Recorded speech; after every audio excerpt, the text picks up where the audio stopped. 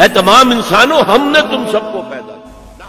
پاک بھارت معاملے میں ایک بات اور عرض کرنا چاہتا ہوں، آپ میں سے بہت سے حضرات کے علم میں ہے، تقریباً 2 ماہ قبل میں ہسپانیہ گیا تھا، قرطبہ اور غرناطہ اور ہسپانیہ کے اور بہت سے شہروں کی سیر کی۔ غرناطہ بھی دیکھا میری آنکھوں نے، لیکن تسکین مسافر نہ سفر میں نہ حضر میں۔ ہسپانیہ تو خون مسلمان کا امی ہے، مانند حرم پاک ہے تو میری نظر میں۔ لیکن ذرا نوٹ کیجئے، وہ ملک جس میں 800 برس تک مسلمانوں نے حکومت کی، آج وہاں نام و نشان موجود نہیں۔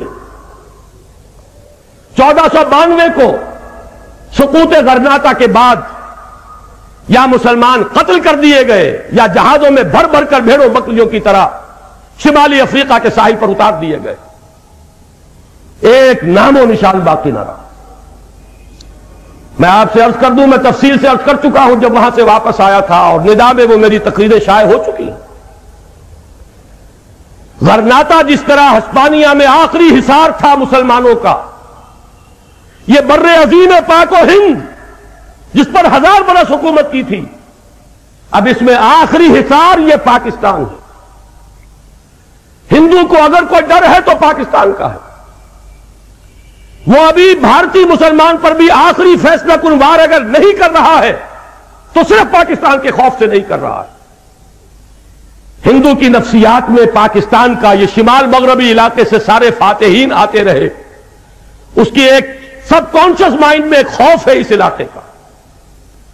لیکن اگر خدا نہ خواستہ ہمارے لچھن یہی رہے، ہمارا افتراق و اختلاف و انتشار یہی رہا، اور دشمن کو اگر کوئی کاری وار کرنے کا موقع مل گیا، اور خدا نہ خواستہ اگر اس پاکستان کو کوئی زد پہنچی، تو جان لیجئے معاملہ صرف مسلمانوں نے پاکستان کا نہیں ہے، پھر پورے جنوبی ایشیا میں اسلام اور مسلمانوں کا وہی حشر ہو سکتا ہے جو ہسپانیہ میں ہوا۔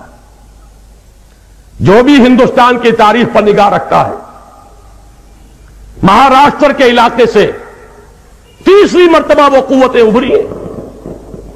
سب سے پہلے شیواجی ابھرا تھا ہندوستان سے مسلمانوں کو ختم کرنے کے لیے۔ آپ کو یاد ہے 25 برس لگے تھے اورنگزیب عالمگیر کو رحمہ اللہ شیواجی کی قوت کو توڑنے کے لیے۔ شہنشاہ ہند پورے 25 برس جنوبی ہند کے اندر مصروف پیکار رہا، دہلی آنا نصیب نہیں ہوا، وہی دفن ہوا۔ لیکن قوت پھر بھی پوری طرح ٹوٹی نہیں۔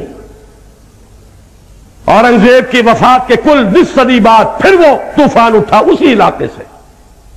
میں ذکر کر چکا ہوں، اس وقت ایک درویش موجود تھا، شاہ ولی اللہ دہلوی نامی، جس نے جائزہ لے لیا، جس کا ہاتھ حالات کے نبض پر تھا، اور اس نے احمد شاہ ابدالی کو بلایا۔ پانی پت کی تیسری جنگ میں مرہٹہ قوت کی کمر ٹوٹ گئی۔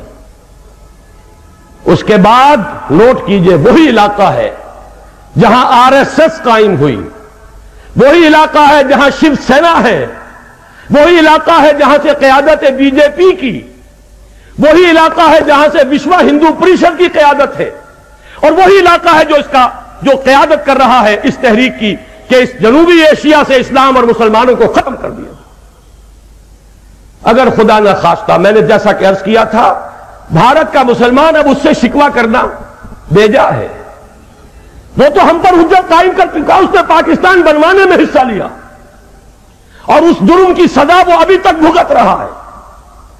لیکن اگر ہماری انہی بدعمالیوں کے نتیجے میں خدا نہ خواستہ خاکم بدہن اس پاکستان کو کچھ ہو گیا، تو سزا صرف پاکستان کو نہیں ملے گی، ہسپانیہ کی تاریخ بر عظیم پاک و ہند میں دہرائی جائے گی۔